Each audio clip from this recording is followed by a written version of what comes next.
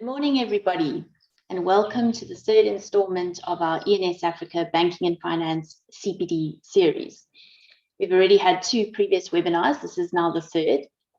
Some of you may have been here for the previous two, but for those just joining us today, you're very welcome. For those of you who don't know, ENS Africa is the largest full-service law firm in Africa. We have 12 fully integrated offices in 7 countries. And this enables us to offer our clients a multidisciplinary, cross-border and in-country service and a full suite of solutions.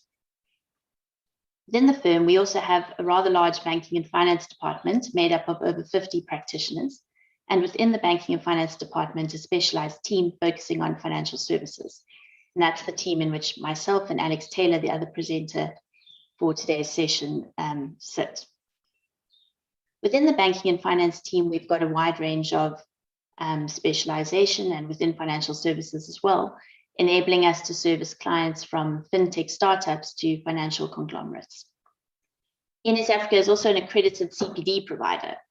And so this webinar that you are attending today is accredited for CPD hours for 1.5 hours.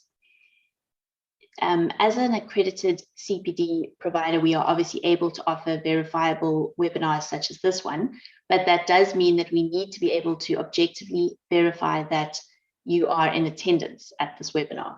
So can I ask that those who have joined the webinar today in order to get CPD hours and to complete their continuous professional development obligations, please ensure that you remain logged into the webinar for the duration of the webinar, as we do need to check that before we can issue CPD certificates. So if you've left the webinar halfway through, we will not be able to offer you a CPD certificate at the end of the webinar. Of course, if you're not here for the CPD hours and we are boring you to death, you are more than welcome to log off. The CPD series is offered by ENS Africa as a way to share our expertise and our practical knowledge with the financial services industry for the betterment of the industry, and also to help those clients of ours who are financial services providers, key individuals and representatives to get enough CPD hours in place to ensure that you are compliant by the end of the CPD cycle. And in case anybody didn't know, the CPD cycle is ending now at the end of the month. So before we kick off and start the actual content of today's session, perhaps just a few housekeeping points. The first is that Alex and I will be running this session as a workshop. So what that means is that we will be taking your questions as we go. You don't need to save them for the end. It would be very helpful if you could make sure you post your questions in the Q&A block and not in the chat block. Reason for this is that it's easier for us to make sure that we've answered all the questions if they sit in the Q&A block. And if there is a question that we're not able to answer during the webinar, either because we run out of time or because it's too specific to deal with in this forum, we will be able to contact you and get back to you on your question afterwards if you've posted it in the Q&A block, because we get a report of that. If you post it in the chat block, we won't be able to come back to you as we won't have a record of your question after the webinar ends. The webinar is being streamed live on YouTube currently as we go, and it will be available on YouTube afterwards in case you'd like to share it with any of your colleagues or associates who you think may benefit from the content that we're sharing today. And finally, I think the last point I have to remember to tell you all is that after the webinar, either later today or tomorrow, you will get a thank you email from ENS for Africa for having joined the webinar, and attached to that, you will find the slides that Alex is going to be presenting now. So you don't need to take screenshots or copious notes. You will get a full deck of slides at the end of the presentation. And, I'm sorry, I'm jumping around a little bit, but the last point I must just make on a housekeeping note is that if you are needing a CPD certificate after having watched the webinar today, and you did not provide us with your ID number when you filled in the RSVP form, please do reply to the thank you email that you get after the webinar, and just let us know so that we can make sure we have the detail we need from you in order to issue you with your CPD certificate of attendance. So without further ado than that, I think those are all the housekeeping points I needed to make. For those of you who don't know me, obviously my name is Jessica Blumenthal. I think you would have seen that on the slides circulating. and my colleague Alex Taylor will be presenting with me today. As I mentioned, both Alex and I work in the Banking and Finance Department, Financial Services team. We work very closely together, so we will try to play nicely and not interrupt each other in the webinar. But as I said, it is a workshop, and you are welcome to load your questions as we go, and we'll try and cover everything off. So I'm going to hand over to Alex now to take us forward. Thank you. Cool. Thanks, Jess. Morning, everyone, and thanks very much for joining us.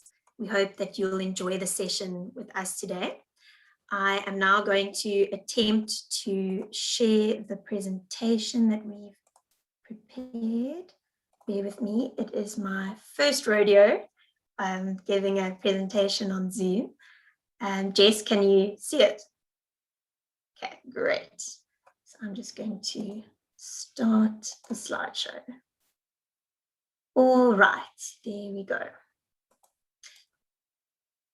Okay, so before we dive in, we just thought we'd do a quick run through of what we're going to cover in the session today. So firstly, we'll start on discussing what is a conflict of interest and running through some of the examples of conflicts of interest that are faced by FSPs. Once we've established that, we'll jump into discussing some of the obligations that FSPs have in respect of conflicts of interest. In particular, we'll unpack the restrictions on financial interests that are prescribed for FSPs. We'll talk about the requirements for FSPs to have a conflict of interest policy, and we'll discuss some of the content that needs to be featured in such conflicts of interest policy and some of the conflict of interest mitigation and management techniques that FSPs employ. We'll then be focusing on some of the disclosure requirements and reporting obligations that FSPs have in respect of conflicts of interest to the regulator. We'll then briefly touch on some of the TCF imperatives that and normative values that underlie the management of conflicts of interest across the financial services sector. And lastly, we'll reflect on some of the latest regulatory developments in this regard. Okay, so as Jessica mentioned, please do share any questions, comments, thoughts, or reflections with us in the Q&A block as we go. Jess is very kindly going to monitor the Q&A block for us while I'm running through the presentation on this side. Okay, so without further ado, oh dear, I'm going to have to jump across here. There we go. A good place to start on a presentation about conflicts of interest would probably be to define a conflict of interest. So what is a conflict of interest? In this regard, it's quite helpful to think about where we came from. So as you know, when FAIS was first introduced in 2002, there was a wide obligation on FSPs to act with circumspection and treat their customers and clients fairly in a situation of conflicts of interest. However, there wasn't actually a prescribed definition for conflicts of interest, which left a lot of FSPs confused as to which situations they should actually be looking out for and what kind of action they should be taking in these situations.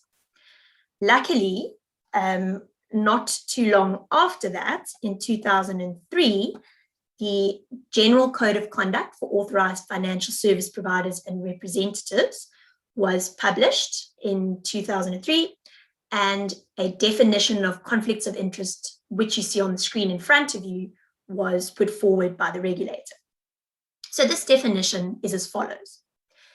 Any situation in which a provider or a representative has an actual or potential interest that may, in rendering a financial service to a client, either influence the objective performance of his, her, or its obligations to that client, or prevent a provider or representative from rendering an unbiased and fair financial service to that client, or from acting in the interests of that client, including, but not limited to, a financial interest, an ownership interest, or any relationship with a third party. Now, the terms financial interest and ownership interest and third party each have their own definitions in the legislation.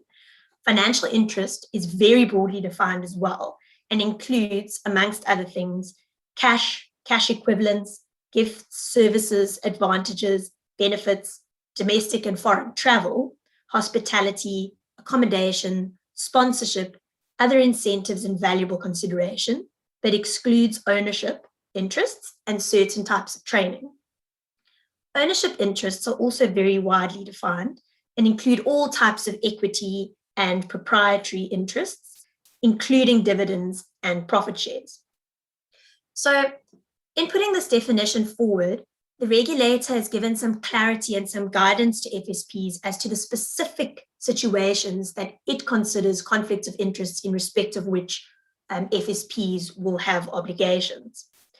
As you can see from this definition, the focus is very client specific, and there's a requirement that FSPs be impartial in respect of their services provided to clients on a case-by-case basis. The other aspect of this definition that's very helpful is that in these subcategories of 1, 2, and 3, the financial interest, ownership interest, and relationships with third parties, the regulator has indicated that it sees these specific kinds of instances as instances that might give rise to conflicts of interest that need to be managed by FSPs. So, now that we've covered the definition of a conflict of interest, we thought it would be useful to spend a bit of time pausing here to discuss some examples of conflicts of interest that could arise in practice and in the business of financial service providers. Now, of course, like the broad definition of a conflict of interest, there are as many instances and iterations of conflicts of interest that could arise as there are stars in the sky, and these will vary in complexity and scope from business to business. But we thought we'd just unpack some of the more common and more interesting examples of conflicts of interest that we've come across or that our clients have come across in the past few years. So the first of the examples that we'll run through is sharing of infrastructure. So one aspect of sharing of infrastructure that can create conflicts of interest is where you share infrastructure, which could be software, could be communication systems, could be, in fact, sharing office space with competitors, either competitors of the FSP or of clients of the FSP. And the result of this sharing of infrastructure or proximity to competitors causes FSPs to act in a manner that might not always be in the interests of their clients. I see there's a question, Jess. Yes, Alex, let's not do that question now. I think we'll come back to it because it's on a slightly different topic. But just maybe to jump in there and add another example of sharing of infrastructure. So Alex has spoken about the sharing of infrastructure between competitors, but another instance where sharing of infrastructure or sharing of, I guess, services or value-added services can lead to a potential actual conflict of interest is where there is a sharing between a product supplier, so a product house, so to speak, which is also a financial services provider, so therefore subject to the general code that Alex was describing previously. So sharing between that entity, which is a product supplier wishing to push its products out into the market to financial customers, and other financial service providers. So I'm thinking particularly of relationships between a product house and brokers or independent financial advisors who sell the products of that product house. Now, to the extent that the product house wants to put the brokers in a position where they have, I suppose, the ability to sell the product house's products more effectively, there's the potential there for the risk of inducement or the risk of a potential conflict of interest, which needs to be carefully managed. So any type of value-added service or service provided between the product house, who is an FSP, and the brokers responsible for selling the products of that product house or or potential, or not necessarily responsible for, but who may be interested in selling those products to their customers, that relationship and that sharing of infrastructures or value-added services needs to be carefully considered to be able to mitigate any conflict of interest which may arise. Thanks, Jess. So I'll move on to the next example. So the second example that you see on the screen there is trading in assets in which the provider has an interest. Now we'll unpack the specific obligations or specific restrictions rather that certain FSPs have, where they are prohibited from trading in assets which they're prohibited from selling to clients assets in which they hold a proprietary interest, or from purchasing assets from clients. But here you can imagine that an FSP cannot be impartial in the giving of advice to clients in respect of assets or financial products in which a provider has an interest and in which a provider has an interest in the performance of that asset. Excuse me. So that's a second example of conflict of interest. In a third example, I'm going to hand over to Jess to explain a bit further, is personal account trading. So I think personal account trading is a good example of, essentially one way of looking at these conflicts and potential conflicts of interest is to break them down into categories or relationships in which a conflict may arise. So for example, you can look at a conflict arising between an FSP and the client, where there's a clash between the FSP's interests and the client's interests. There could be a conflict between two clients of an FSP. There could be a conflict between an employee of an FSP and that FSP. And then fourthly, there could be a conflict between an employee of the FSP and a client of the FSP. Now, PA trading obviously falls within those last two categories, in that essentially where we have employees of an FSP trading for personal account, that could put them into conflict either with the FSP itself or with the clients of the FSP. And so PA trading is an example of an area which needs to be carefully managed to ensure that any potential conflicts or perceived conflicts, even from a client perspective, are managed. And obviously the suggested way of doing that, and the regulatory suggested way of doing that, is with a PA trading policy. And of course, we've seen ACISA put out guidelines as to what that policy should entail and how that conflict should be managed. And we can talk a bit more about that later when we get into the detail of the conflicts of interest management policy. But that is another area which is rife for conflicts to arise. Okay, and then the fourth little block that you see in our organogram or diagram on the screen, and this speaks just to your second category of conflicts of interest, where you've got a conflict arising between clients, is situations where a decision or action of an FSP affects two or more of its clients, and where the taking of the action or decision may in fact benefit certain clients while being to the detriment of other clients. And their FSPs need to be very careful that they act with and are seen to act with impartiality and fairness in the treatment of their respective clients, and are not seen to benefit certain clients above others. Then moving on to the fifth example, which is the engaging of services or products of associates. And associates is a defined sort of concept within the legislation, but it's very broad and includes what we would ordinarily understand to be related parties and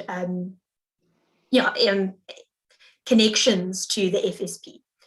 And essentially, this is a classic example of an FSP or a provider contracting with friends or relatives who are service providers or product providers because they have an interest in supporting those associates, whereas it may not always be to the benefit of the clients of the FSP.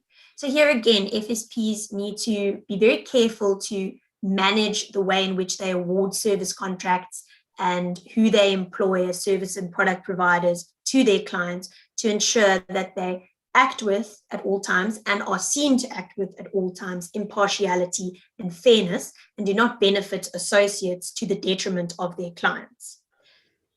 And then the next point, the last example on the screen, is really a prime example that the regulator, as we will see further on in the presentation, has sought to restrict and control, and that is the failure to disclose fees and commissions that are paid by an FSP to third parties that it contracts with. And essentially here, the message that's been put forward by the regulator is very clear, is that all fees and commissions that are paid by FSPs to third parties must be disclosed to clients so that clients can interrogate them and be sure that they are fair or commensurate, at least, with the services that are provided. And perhaps just one further example to add to the mix of a type of conflict of interest which will always exist by the nature of the interaction. And we'll discuss this a little bit further when we talk about mitigation of conflicts of interest. But an example of a conflict of interest that will arise in day-to-day operations of FSPs, complaints from clients.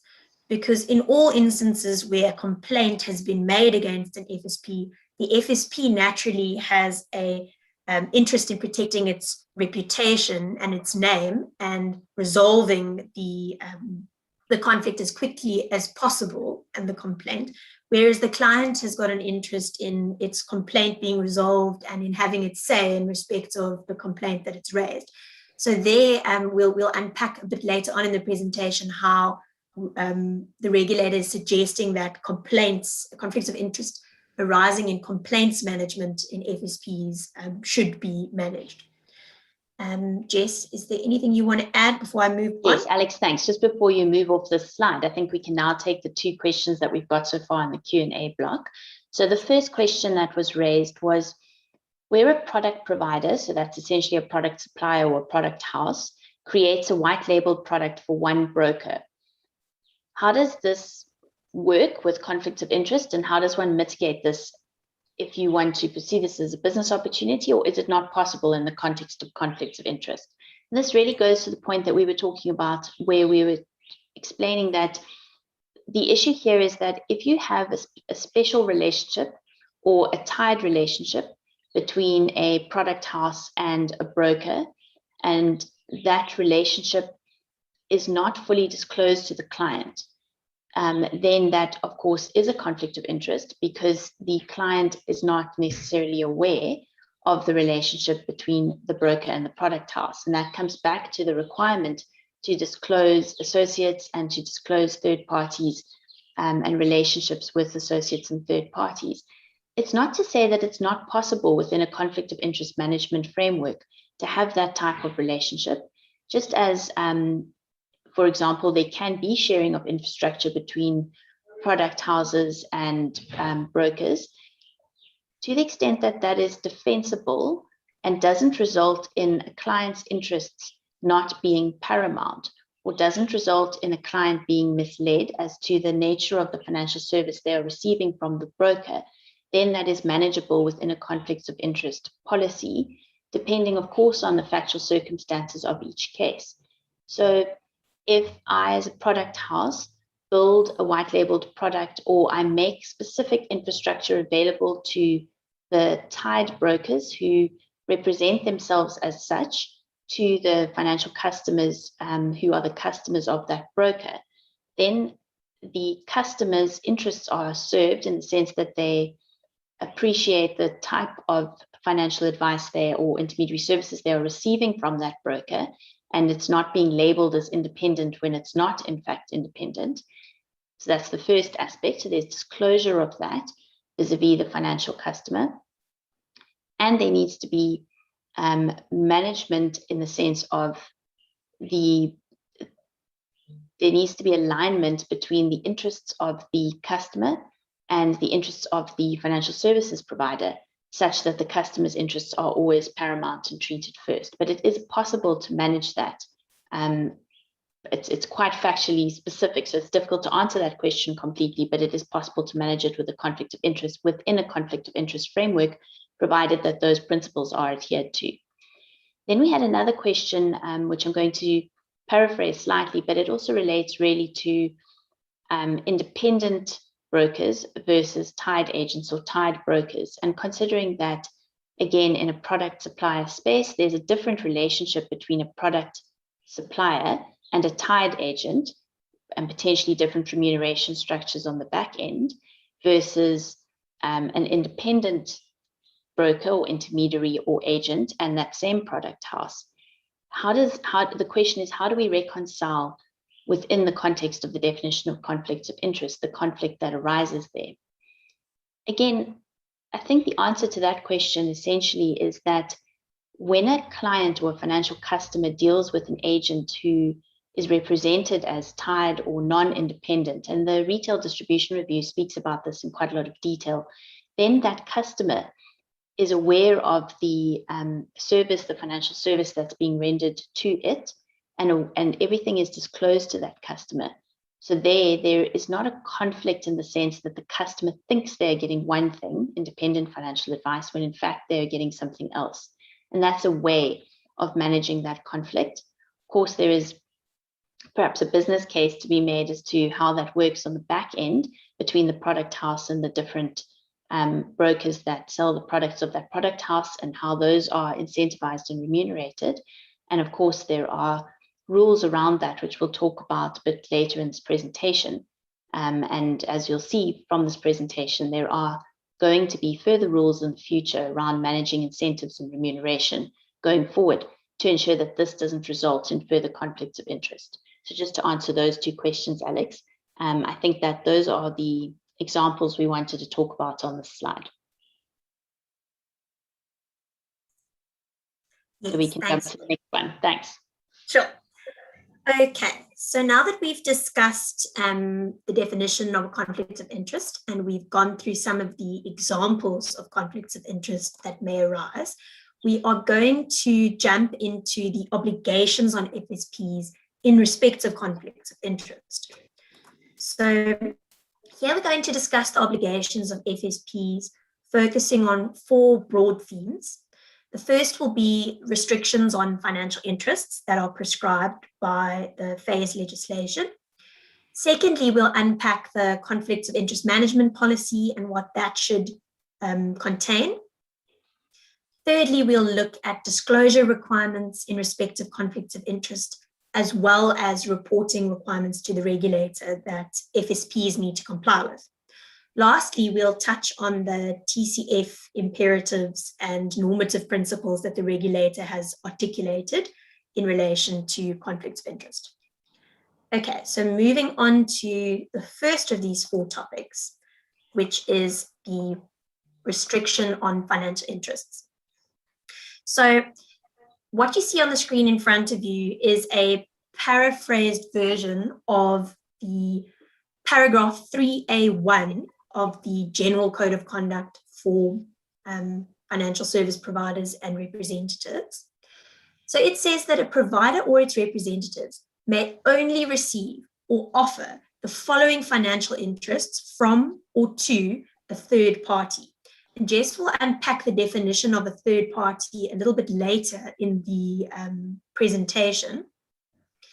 But the restrictions on what can be offered or received are as follows. And only these items may be offered or received. So firstly, commissions and fees that are authorized under the Long-Term Insurance Act and the Short-Term Insurance Act. Secondly, commissions that are authorized under the Medical Schemes Act.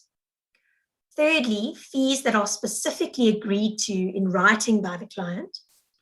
Fourthly, fees and remuneration to third parties which are reasonably commensurate to the services that are rendered.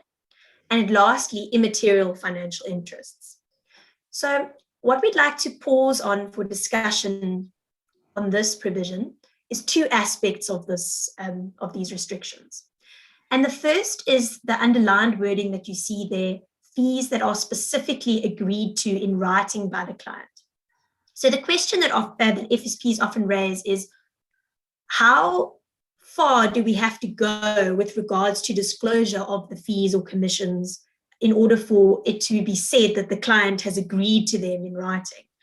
And here, the regulators made it quite clear that one cannot attempt to circumvent the aim of the legislation by including a provision that says something like, I, the client, by my signature here to agree to all fees which may be charged to third parties in respect of services rendered to me, as that would obviously be a lack of honest and transparent disclosure as to what fees are in fact being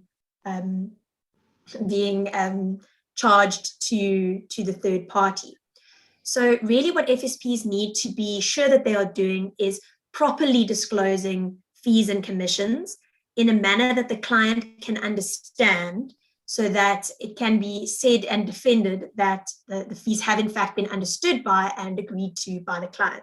And in this regard, ASISA has also published a standard or guidance in respect of performance fees and the types of disclosures and manner in which these should be put forward to clients in order for them to understand and agree to them fully. So that was the first aspect we wanted to touch on. And then the second aspect is the further underlined wording there that says fees and remuneration which is reasonably commensurate to services rendered. Now, there hasn't been too much further guidance in respect of what would be or how one would determine whether a fee or commission that's paid for a service is reasonably commensurate to that service that has been rendered. But we would caution FSPs to interrogate the fees that they pay to third parties to ensure that they are objectively defensible as reasonably commensurate before they agree to pay those fees. And also, one further aspect is that when it comes to structuring distribution mechanisms, etc., FSP should be careful not to introduce so many layers of fees that it becomes unclear which provider or which third party rather is rendering which service and being paid a fee for which service, as then it becomes quite difficult to justify whether a fee is commensurate to a specific service provided. Okay, so that, yes, Jess. Alex, sorry to interrupt you. Can I just jump in there? We've got a question in our question box that relates to this point that you've just described. So the question that's been asked is, if the fees or commissions that are being earned by the financial services provider are not included in the fees that are being paid by the client or investor, i.e. they're not passed on they're not being passed on to the investor, does the FSP still need to disclose the fee or commission to the client or investor? And the answer to that question effectively lies in the point that you've just covered. So I just want to raise it for the anonymous attendee who asked that question. And that is that in order for either an FSP or third party to either pay that fee or to receive that fee, depending which way and how the structure works. But if we think about it from the perspective of an FSP who's paying an extra fee or commission to another FSP, and your question goes to, well, do we need to disclose that because it's not at the cost of the client, i.e. it's not passed on to the client?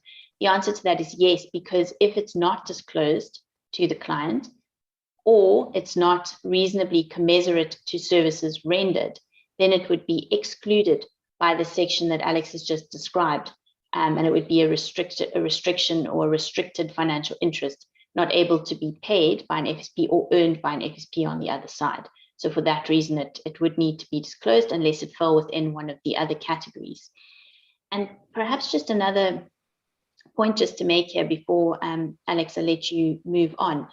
And that is to talk about something which has become very topical in Europe and is not sort of as topical here yet, but is, I think, we rapidly moving there, is when we look at this, and you'll see it come across in the definitions of financial interest, where training, for example, is excluded, and we're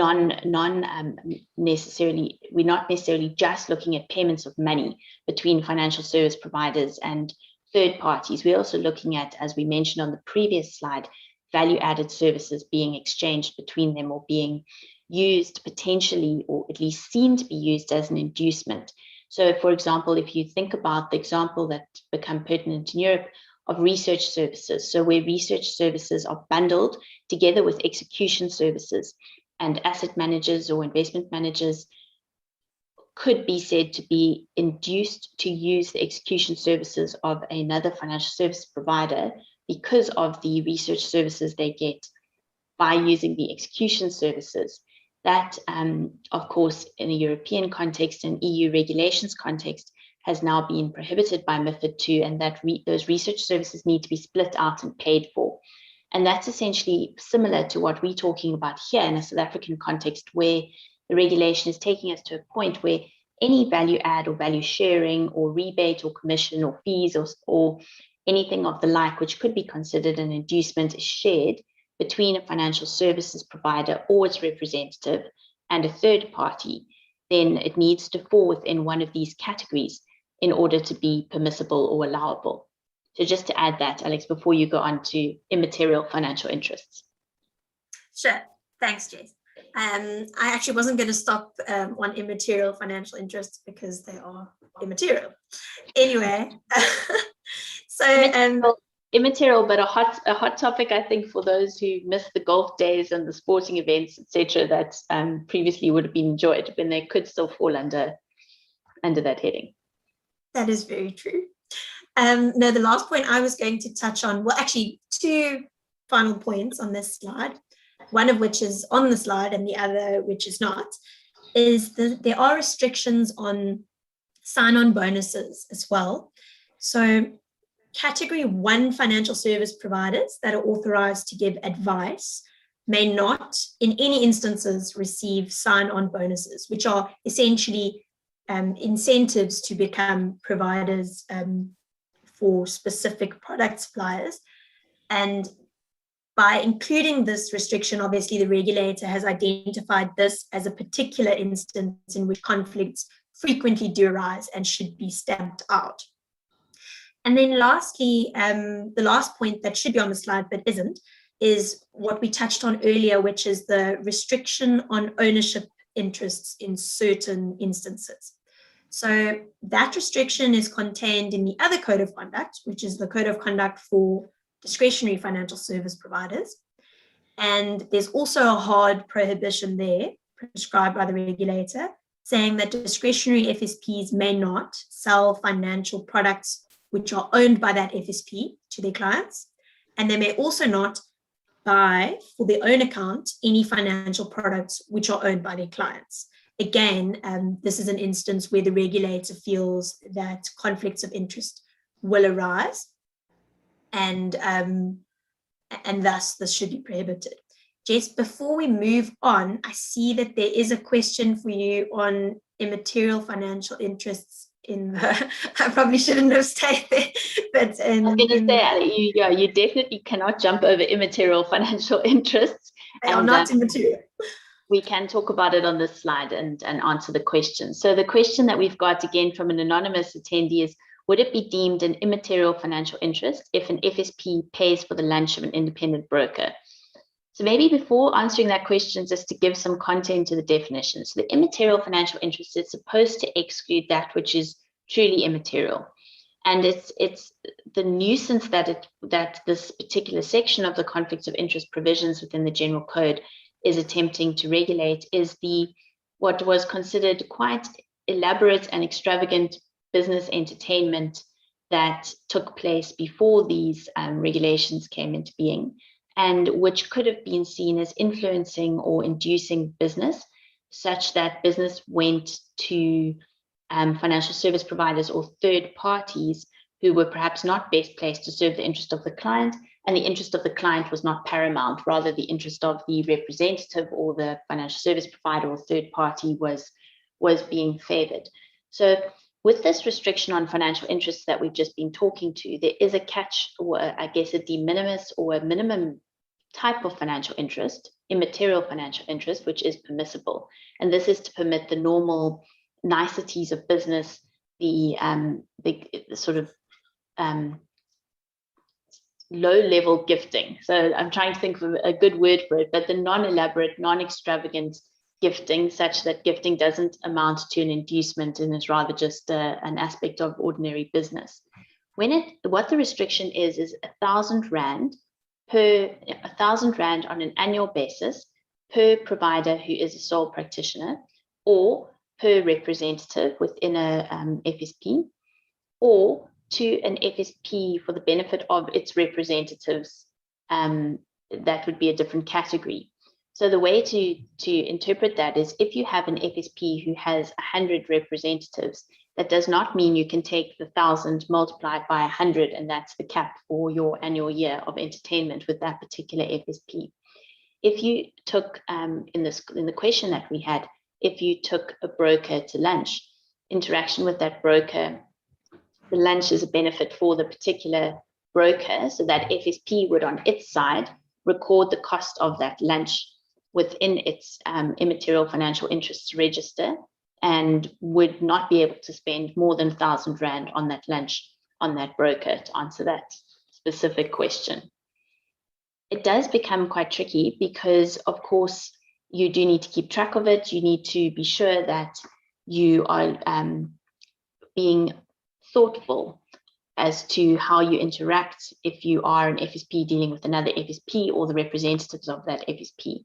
So, for example, hosting a golf day for a whole group of brokers would be a very difficult thing to do within a conflict of interest perspective, because of course it could be seen to be favoring the group of people invited, number one, so that could potentially be considered a conflict if the person hosting is a product house. Or alternatively, you may put the brokers or the representatives, depending if they are sole proprietors or they're representatives of a brokerage house, you could put them in a difficult situation if it's not clear to them what the value is of the entertainment that's being extended to them. So generally the rule of thumb is to be conservative and to be careful not to put representatives in that position. I see we do have another question, which I haven't had a chance to read yet, so let me read it and see if we can answer it. So it's a question from Rulani. Rulani's asked us, would a conflict of interest arise between an FSP and a client, where the client is also a service provider? So an FSP briefs a law firm and auditor regularly and also provides them with other services. The FSP has an interest in the law firm or auditor's business because they need to pay them back, but that service provider also provides the FSP with the service. Sure, this is a complicated question, but so essentially, Rulani, to answer this question, yes, it can go, this conflict of interest can go both ways. What's important to identify in these types of situations is whether you have an FSP and whether you have, this would be relevant where the client of the FSP in your example is also an FSP, yes. If the client of the FSP were not an FSP and were just a customer, then you would not have a concern. If you had, for example, a law firm entertaining a financial services provider, then the law firm would not be subject to these restrictions, as it itself is not a third party or a financial services provider, but the financial services provider receiving the benefit would be subject to these restrictions and would need to make sure that the financial service provider, is not receiving something which falls outside of the definition of an immaterial financial interest. So often we've had this in practice with our clients. If we have some kind of entertainment and we are having a client who is a financial services provider over for that entertainment, we need to be, even though we are not a financial services provider, we need to be quite careful that we don't place them in a position where they are, for example, invited to something which has a value of more than 1,000 Rand, which they cannot accept if they are a representative of a financial services provider. So I hope that that answers that question. I'm sure there'll be some more on immaterial financial interests. Right, thanks, Jess. So moving on to the next obligation on FSPs, and this is the obligation to maintain or to codify and maintain a conflicts of interest management policy. So we will jump into the specific requirements or stipulated content rather of what needs to be in the conflicts of interest management policy in terms of the general code of conduct.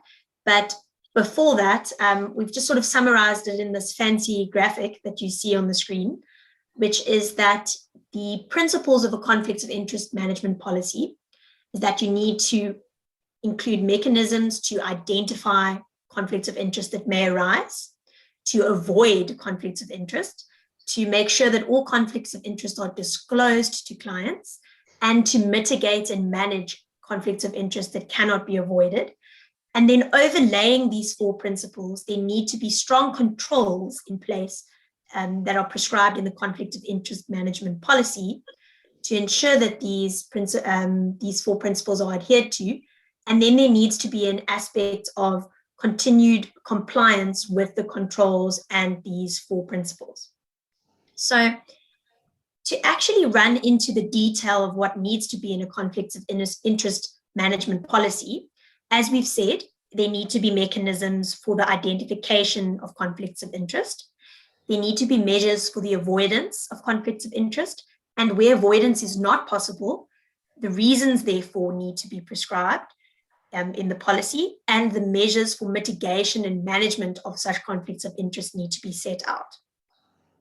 There need to be measures codified in the policy for the disclosure of conflicts of interest to clients.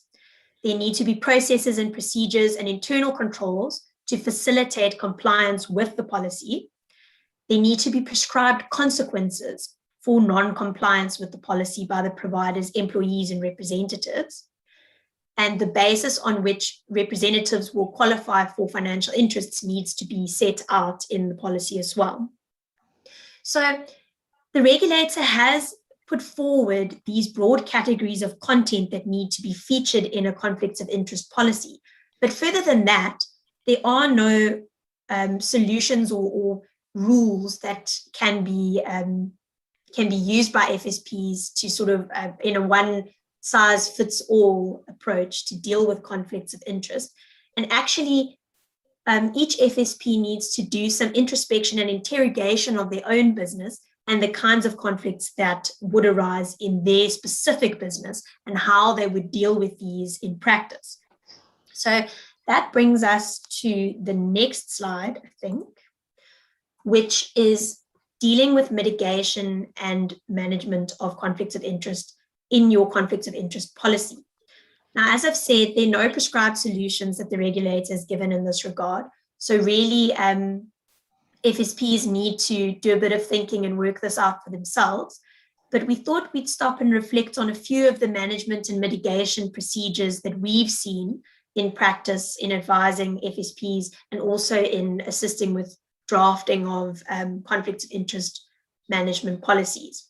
So the first one, which I'll touch on, is information barriers.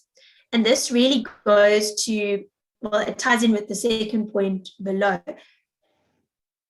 But it goes, persons or parties that carry out functions within the FSP are given only the information that they require in order to complete their function role, as it were.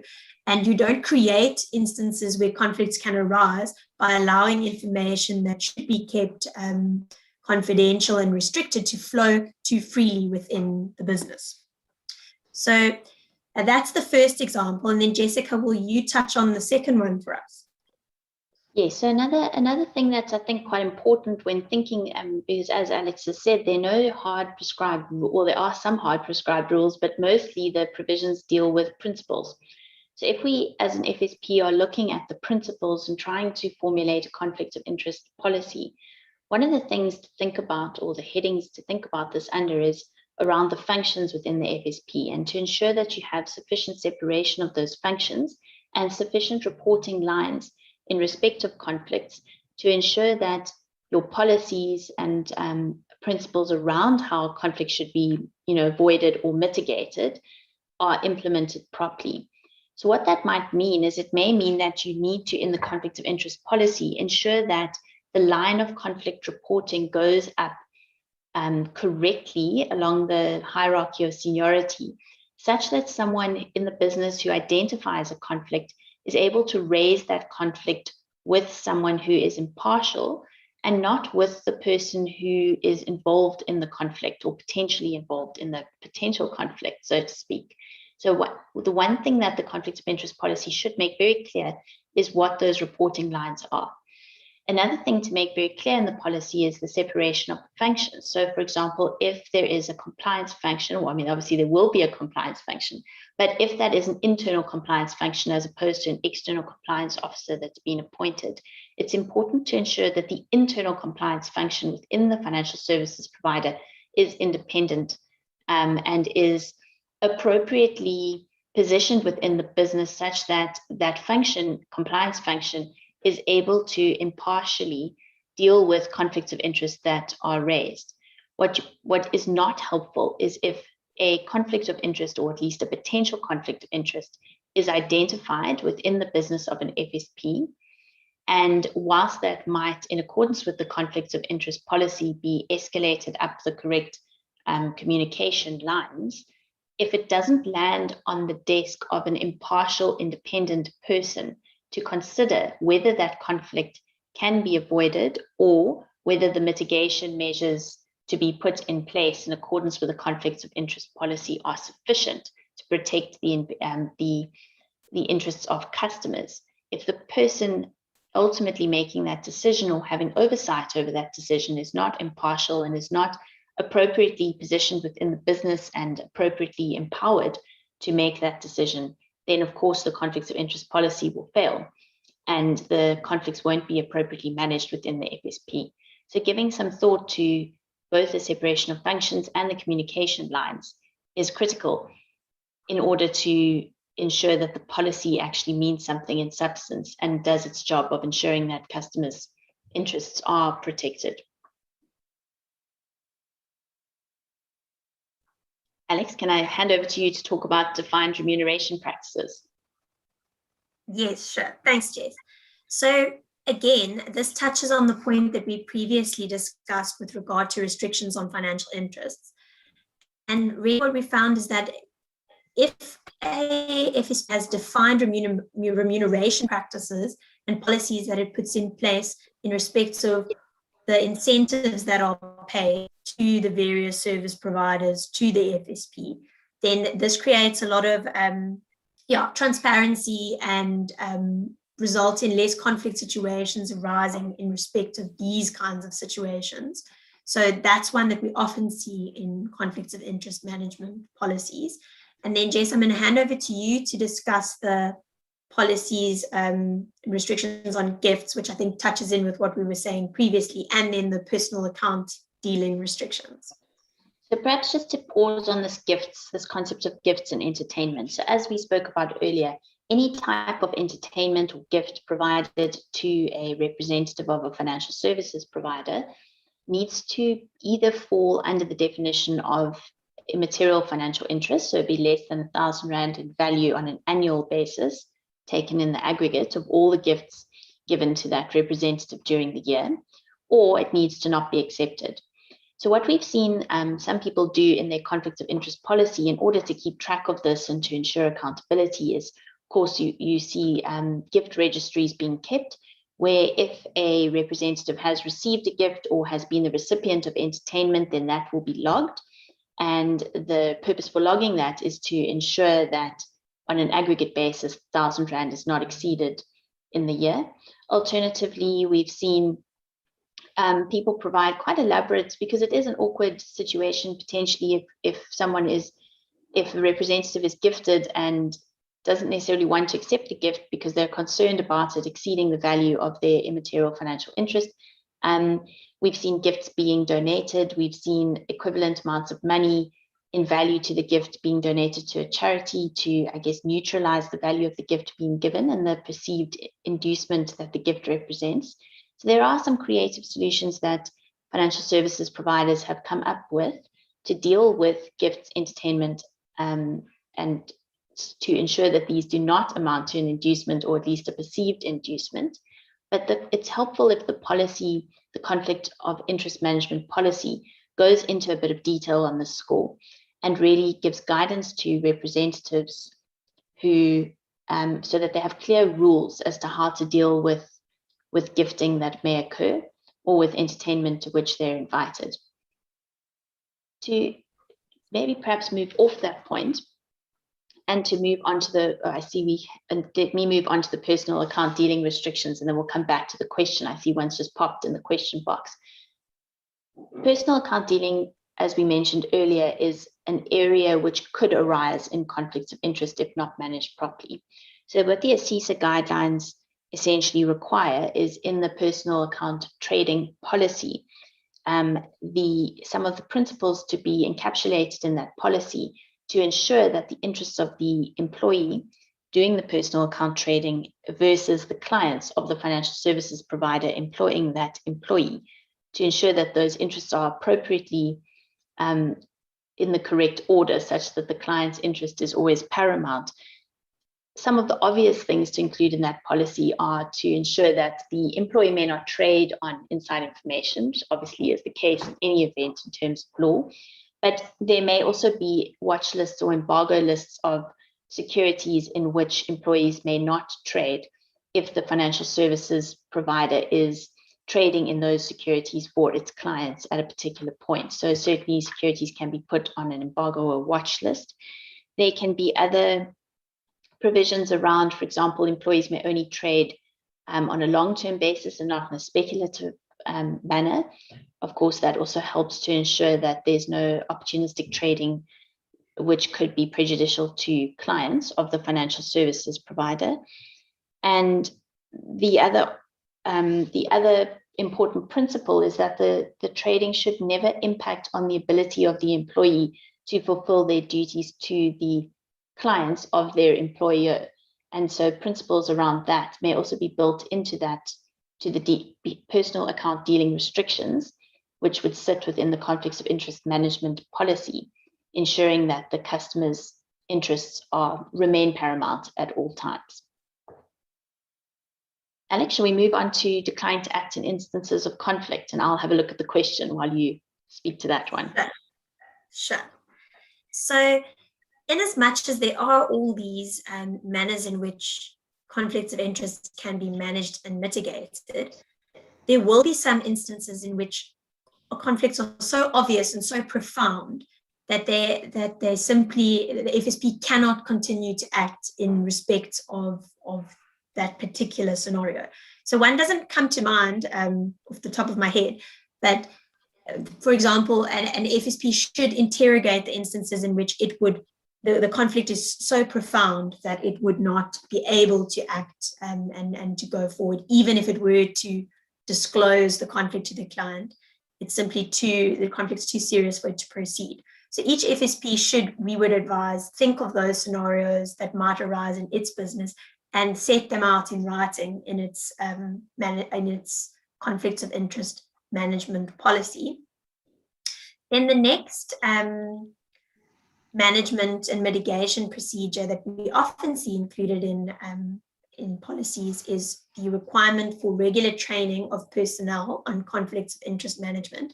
And certainly there is a requirement in the General Code prescribed that there should be regular training of personnel. Unfortunately, the regulator doesn't specify how often such training should take place, but there is an obligation on all FSPs in respect of conflicts of interest management policies to review and update them on at least an annual basis. So we would assume that it would be good practice to then, once you've done your review and update of your policy, to then do a fresh round of training for your personnel and employees and other stakeholders in the business. And this is really key because conflicts of interest, as we've seen, can arise in various forms across various spheres of the business. So it is very important that all members of staff, all personnel, all stakeholders are acutely aware of what conflicts of interest look like, what is expected of them in this regard, and what the prescribed management and mitigation procedures that the business has stipulated and accepted for itself are, so that they can be alive to this in the performance of their roles in the business, and so that there's really a culture of avoidance or management of conflicts of interest across the FSP on all spheres and at all levels. Jess, I don't know if you want to answer the question, or we should finish the list of mitigation. Yes, let's finish the list, and then I'll jump back to the question now, Susanne, at the end. So I think to pick up that point that Alex has just made about the culture of the FSP, I think that's very important in this context. And as you will have seen from the second draft of COFI that came out toward the end of last year, the culture and the governance culture of a financial institution is becoming of paramount importance. And so regular training of personnel and even the maintenance of a conflicts register or conflicts matrix is critical to ensure that customers dealing with the financial services provider are confident that they are dealing with a provider which has a culture of treating customers fairly, number one, and of managing conflicts as required within the regulatory framework, in addition to compliance with the other regulatory requirements. But this idea of it must be embedded in the culture of the financial services provider is, for me, an interesting one, because it requires something more of financial service providers than we've seen in the past. It's no longer a checkbox compliance exercise to make sure that you have a policy and that it ticks all of these different points, and that if you compare it back to the general code, all of the provisions of the general code are met. What is being required by the regulator, and one sees it coming through in the new legislation being drafted and being proposed, is a substantive introspection by the financial services provider and its staff, and a constant evaluation of whether any particular transaction or activity or relationship is appropriate given the stated culture of that financial institution. So to talk briefly to this point of maintaining a conflicts register, I think that's quite a useful exercise. Essentially what that means is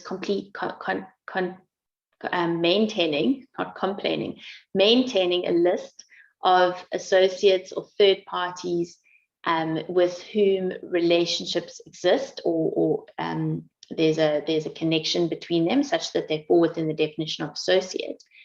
If one maintains a register of that or lists of that, as you are required to do by the general code, it enables the financial institution plus its employees to more readily identify conflicts as and when they arise.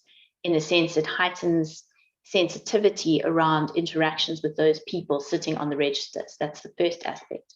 Then maintaining a conflicts matrix, or a list of past conflicts that have arisen and have been mitigated, maintaining information and reporting that into the governing board of the financial institution as to how conflicts have been avoided in the past, or how they've been mitigated, or where transactions have not gone ahead because the conflict was found by the governing body together with oversight from the compliance function or the independent compliance officer to be disallowable or not permissible within the conflicts of interest framework. Keeping a record of that and constantly reverting back to that, whether through training of personnel or through documentation in a register or a matrix, is useful in the sense that there's an implied learning in that, which enables the financial institution to develop and ensure that it has a robust conflicts of interest management framework or policy in place that is more than just a piece of paper kept in a filing cabinet and referred to on the compliance checks. So that's really the point we wanted to make there. Perhaps just to go back to the question, Alex, before you talk to the last two points on the slide. So the question goes back to what we were talking about a few minutes ago around immaterial financial interests. And the question is whether that R1,000 we were talking about per rep or KI, but let's just talk about it per rep. So whether the R1,000 per rep per annum per FSP is per third party or FSP giving the immaterial financial interest or the entertainment. So for example, could a representative receive R1,000 up to R1,000 in gifts or entertainment from 1,000 different FSPs? Or is it limited to R1,000 per rep in entertainment from all different FSPs or third parties in a year? And Susan, to answer that question, I think the I think the answer to that sits within the definition of immaterial financial interest, which talks about a financial interest with a determinable monetary value, the aggregate of which does not exceed the R1,000 in any calendar year from the same third party in that calendar year.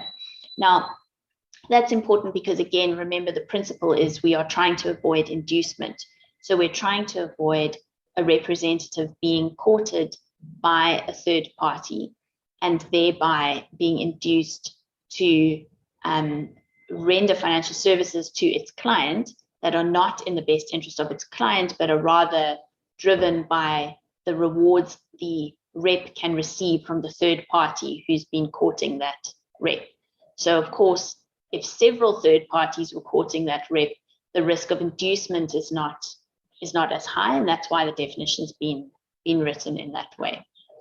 There is another question which I'm going to have a look at while Alex answers the next 2 points, and then we will talk about it at the end of the slide. Thanks, Alex.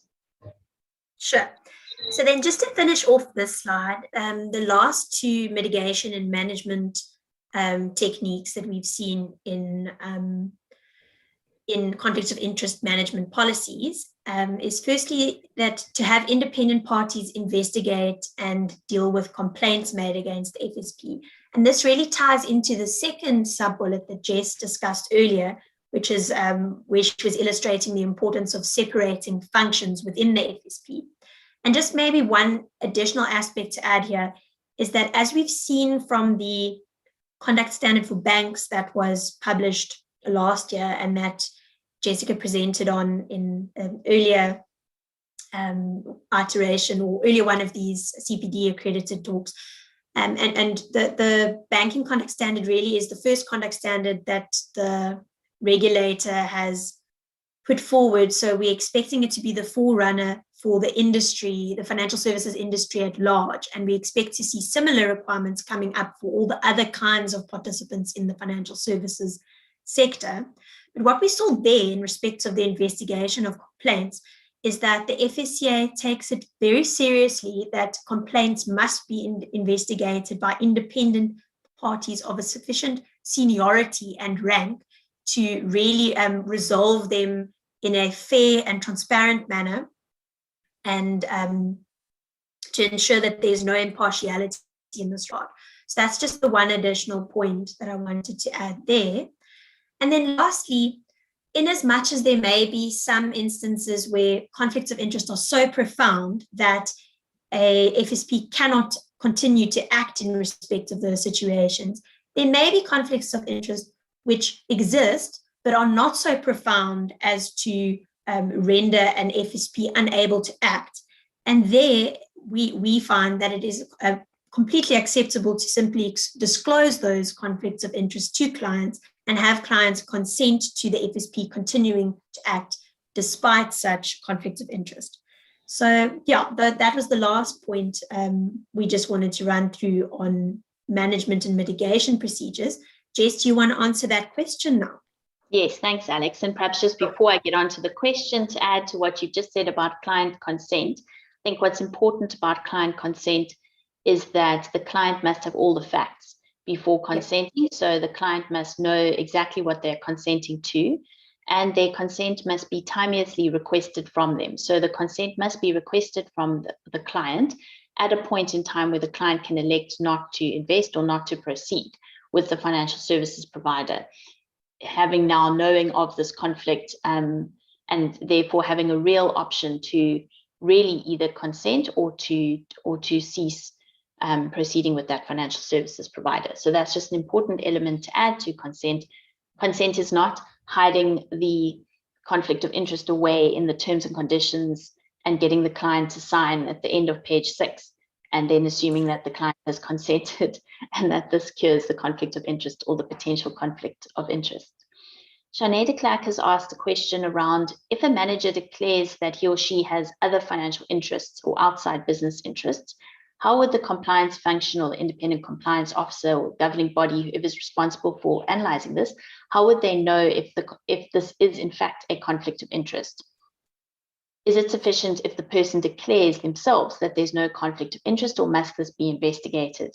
So this is a really great question because it illustrates how in practice, the conflict of interest management policy is important to give detail to these sorts of scenarios and to these sorts of questions, and to give the financial services provider rules to apply in this instance.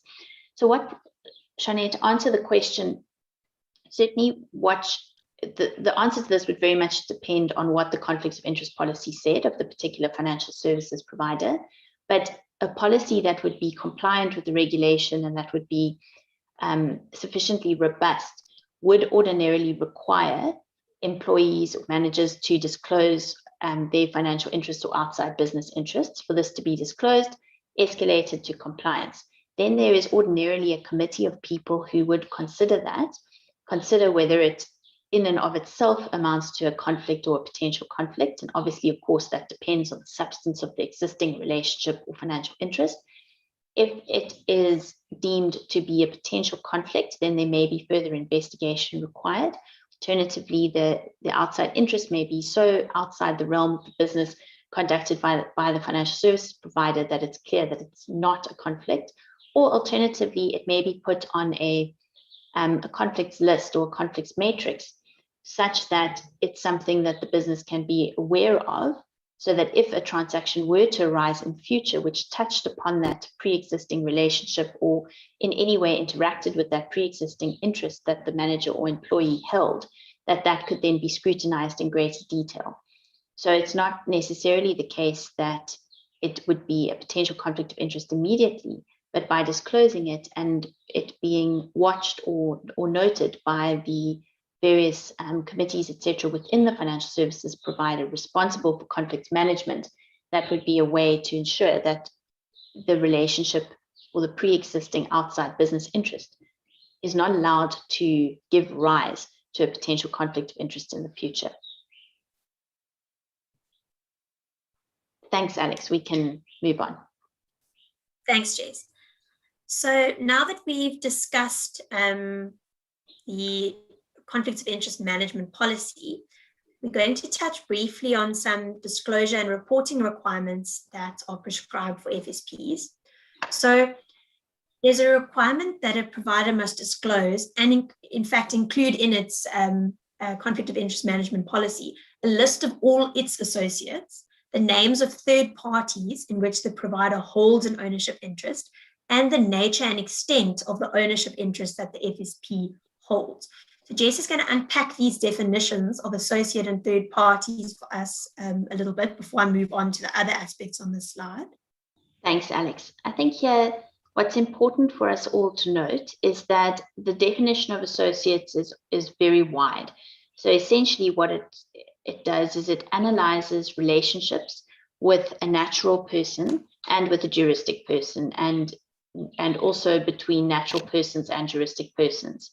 So an associate would, when looking at a natural person, an associate would be anyone within that natural person's family. So whether it be their spouse, and that can be a spouse in any sense of the word, a life partner, anyone who would fall within that category, whether it's their children or their children's spouses, whether it's their parents or their spouse's parents, all of those natural persons would be associates of each other. In addition, a company or a juristic person who is controlled or whose board is controlled or takes instruction ordinarily from a natural person, that juristic person would fall within the associates of the natural person and all the family members of the natural person, and vice versa. When it comes to juristic persons, it's perhaps a bit simpler in the sense that from a juristic person perspective, the holding company, the subsidiaries, and the sister subsidiaries under the same holding company of the juristic person in question would all be associates with each other and would all fall within the same associate group in inverted commas for purposes of this list, as would if there was a trust controlled by a natural person, the trust would also be considered an associate. And the definition is such that it talks about any juristic person who, but for the fact that it's not a company, would be in a holding company subsidiary or sister subsidiary relationship. Those corporate entities or juristic persons would also be considered associates with each other. So it's quite a spider web of natural persons and corporate entities. And it's another exercise that needs to be undertaken by a financial services provider to identify all of these people or entities who are related, to use our Companies Act term, and to keep a list of those for purposes of, as when we were answering the previous question, for purposes of being aware of instances where conflicts of interest may potentially arise. When we look at the definition of third parties, that definition is equally broad. So a third party would include a product supplier, another financial services provider, any associates of either of those two, so that's the wide group we've just spoken about, a distribution channel, or a person who has, through a contractual arrangement or relationship, has contractually undertaken to pay a financial interest to a provider or the representatives of a provider. So again, that's an analysis that needs to be done to identify the third parties, and then making this disclosure around which of those third parties the provider holds an ownership interest in. Thanks, Alex. Thanks, Jess. And then just the last 2 points we wanted to cover in respect of disclosures and reporting is that the conflict of interest management policy of an FSP must be available for public inspection at all reasonable times. The precise wording of the requirement is that the policy needs to be published in appropriate media, and it must be ensured that it's easily accessible for the public to inspect at all reasonable times. So most FSPs that have websites simply comply with this obligation by publishing their policies on their websites so that they can be accessed by the public easily from there. Then lastly, there is a requirement to report to the regulator in respect of conflicts of interest. Now, these reports are either done by the compliance officer of an FSP, if they are required to have a compliance officer, or by the FSP themselves, and they must report. The content of the report is not prescribed, but the report must, at a minimum, deal with the implementation of the conflicts of interest management policy by the FSP, the monitoring of compliance, actual compliance, and the accessibility of the conflicts of interest management policy to the public. So that brings us to the end of the disclosures and reporting section. I am conscious that we are running out of time, so I'm going to briefly touch on the fourth and final aspect of obligations of FSPs in respect of management of conflicts of interest. And really, these are more principles or normative values that have been articulated by the regulator than actual hard and fast obligations that that FSPs need to comply with. So, as you know, the treating customers fairly principles are principles that the regulators articulated as being key underpins for regulatory reform going forward for the financial services industry, and particularly in the retail space. And on the screen there, we've got a quote from the RDR document that was published in 2014, saying that one of the proposals is to build on the strong foundation already provided by the FSPS Act in terms of intermediary professionalism, disclosure to clients, and mitigating certain conflicts of interest. So there we can see that the regulator intends to keep, well, we understand that to be that they intend to keep the framework, or at least the level of the level of the requirements set out in FSPS and the general code, and actually build on that going forward to enhance the management of conflicts of interest. And then we note that from the retail distribution review and the papers that have been published thereafter, that there have been certain aspects or certain instances or circumstances in the industry that the regulator has taken particular interest in when it comes to management of conflicts of interest.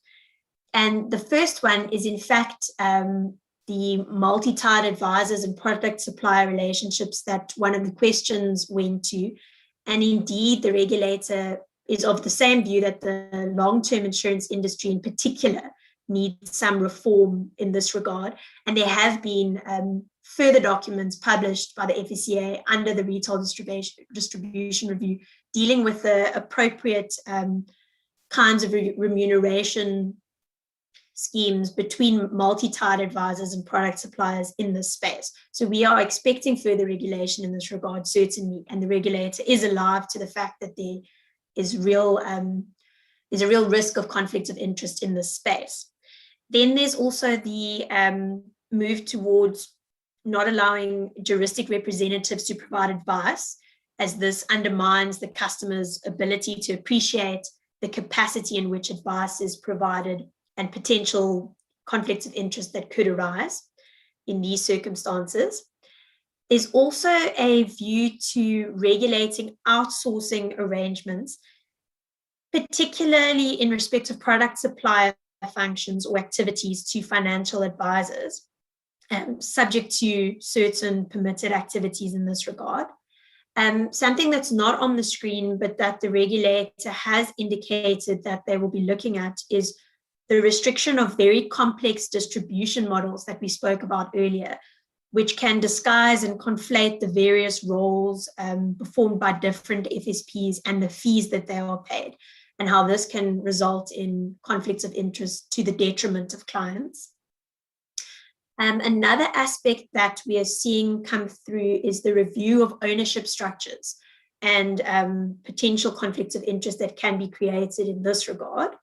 And then lastly, across the board, there's a look at remuneration practices, particularly in respect of intermediary FSPs, and ensuring that the way in which remuneration practices take place in the industry doesn't contribute to or create conflicts of interest that would not have otherwise arisen. So that's, in a nutshell, what the treating customers fairly principles are translating to in the topic of conflicts of interest. And then, Jess, I'm going to hand over to you just to discuss for the last while the latest regulatory developments in this regard. Thanks, Alex. I think this slide follows on quite nicely from the points that Alex was just making, because essentially there are two pieces of legislation that we can look to as an indication of where we're going with these TCF outcomes and the RDR process that's been running since 2014. So the first is the Conduct of Financial Institutions Bill, COFI, which, as I mentioned earlier, we saw a second draft of that come out toward the end of last year, and comments on that closed at the end of 2020. So we're still waiting to see the outcome of that comment process. But certainly the principles that are encapsulated in COFI around the oversight and management of conflicts of interests bring about these points that they strengthen the points that we've been discussing today on this webinar, and the existing principles around managing conflict of interest that sit currently in the General Code under FAIS. They strengthen those points and they take them further in light of those outcomes that Alex just described and that the regulator is watching and is concerned about. So whilst it's always been the obligation under FAIS to avoid, and where avoidance is not possible, mitigate or manage conflicts of interest, that's the current requirement. The requirement as it's stated in COFI is the same, but I feel as if there is more emphasis placed on avoidance of conflicts of interest. So the requirement that sits in COFI, and that is in fact already being promulgated for banks under the conduct standard for banks, is that the bank must avoid, and where avoidance is not possible, may manage or mitigate. That's the way that that obligation has been phrased. Now, the phrasing is important because it signals to financial institutions that the emphasis now should rather be on analyzing the conflict of interest and avoiding it where possible, and only where avoidance is not possible, managing and mitigating and disclosing that conflict of interest. It's not a fundamental change from the position under FAIS, but it's a shift in emphasis. And I think that going forward, conflict of interest policies will need to take that into account and at least document very carefully the instances where a conflict of interest that has been identified is not avoided, and why the decision was taken not to avoid and rather to manage or mitigate. I think that needs to be documented quite carefully and managed carefully in the conflict of interest management policy. Then essentially, again, we've spoken a bit about the separation of functions and the processes and procedures that need to be in place to ensure effective oversight of conflicts of interest. One of the principles coming through in COFI, and again echoed in the conduct standard for banks, is this need to learn from what has gone before. So to learn from conflicts that have arisen and that have been managed or avoided. And that learning needs to come through in the arrangements that are put in place and encapsulated in the policy to provide for the oversight of the conflicts of interest. So it needs to be clear from the policy, or it will need to be very clear from the policy, where the functions sit, where the lines of reporting sit, and also where the reporting back into the governing body, how that works, such that the governing body may be reactive to conflicts of interest that are, or potential conflicts of interest at least, that are identified in the particular financial institution's business. Then there are enhanced disclosure requirements to the authority. So again, a lot more disclosure to clients around conflicts, and a lot more reporting to the authority around how conflicts have been managed, why particular conflicts haven't been avoided, and the reasons for not avoiding those conflicts, and deciding rather to manage and mitigate them. So I think that all ties together very much so with the points that Alex was making that have come out of the RDR process. And that essentially brings us to the end of our presentation. Thank you very much to everybody for joining us in this discussion. Thank you for the questions, which were very helpful and very, very interesting to push the discussion in that direction. We do have 3 minutes remaining, so there is an opportunity if anyone has a question that they haven't asked yet that they'd like to ask, please do drop it in the Q&A box now for us. And perhaps while we just give a little bit of space for anyone to raise a last-minute question, just to remind everybody that you will get the slides from this presentation afterwards. If there is anybody who needs a CPD certificate of attendance for this webinar, but who perhaps did not fill in their ID number when you RSVP'd, please do reply to the thank you email that you'll get, and we'll be in touch with you to ensure that we have the necessary detail to be able to issue you with that CPD attendance certificate. All right, I don't see any questions being raised, so I'm going to, yes, thank everybody for your attendance. Thanks very much. And I'm sure we will see some of you on the next webinar later this week. Thank you so much.